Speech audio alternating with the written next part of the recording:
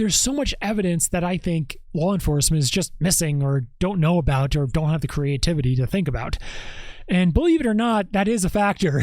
People think that, oh, well, law enforcement, they do this all the time and they know exactly what to do and all the whole checklist, and they know who to go to and what capabilities technology has and it doesn't have. They know No, it's not like that.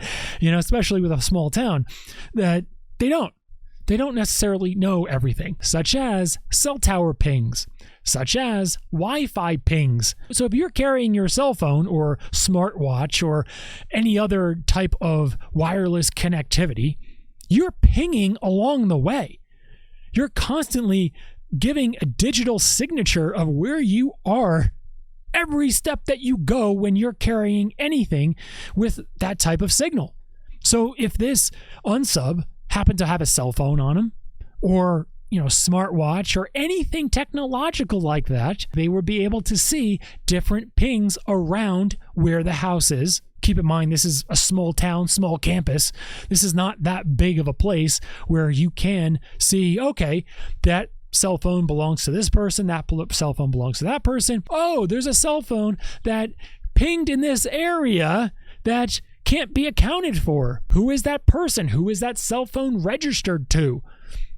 Okay, things like that. That's information that can be used, accessed, analyzed, and broken down. That's if you have the wherewithal to specifically think to analyze that and to spend time breaking down that type of data.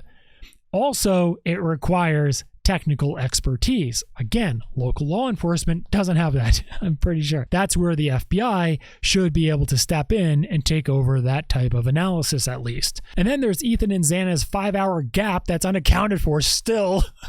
It's like, how do you still have that unaccounted for? So basically, Ethan and Xana were two of the victims, of course, sadly, in the house.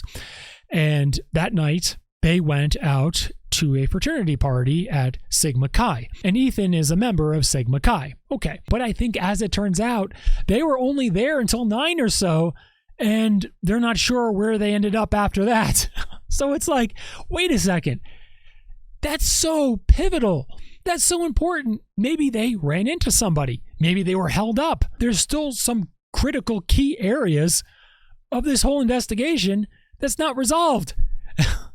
I just don't understand it. I don't understand how they can do that. I don't understand how going on to 3 weeks now, they don't have information on that. This was not a desolate campus, though. You had a whole bunch of students walking around. Surely they'll remember them. Apparently Ethan was part of a fraternity. He wasn't this introvert that no one really knew of. People know. How don't you know, guys? Are you not asking the right questions? Are you not asking the right people? People surely know. With an investigation, you have to have a lot of experience investigating these, and you also have to have a lot of creativity. But the thing is, without experience, you don't have much creativity because you have no basis to think of something that can be creative. When you have the experience, you're able to think back to another investigation that you did something like that was very successful, and you're able to do something similar and change it up a bit to tailor to this case and to have that become successful. Without that experience, your creativity is going to be limited. So I think that's what we're watching here. They don't have that much experience. The last murder in the town was 7 years ago, and maybe that was a pretty easy case. So maybe the actual real investigation that they actually had to do could have been in police academy decades ago, so they don't have that experience to even come up with good creative solutions to figure out who the unsub is to track this person down.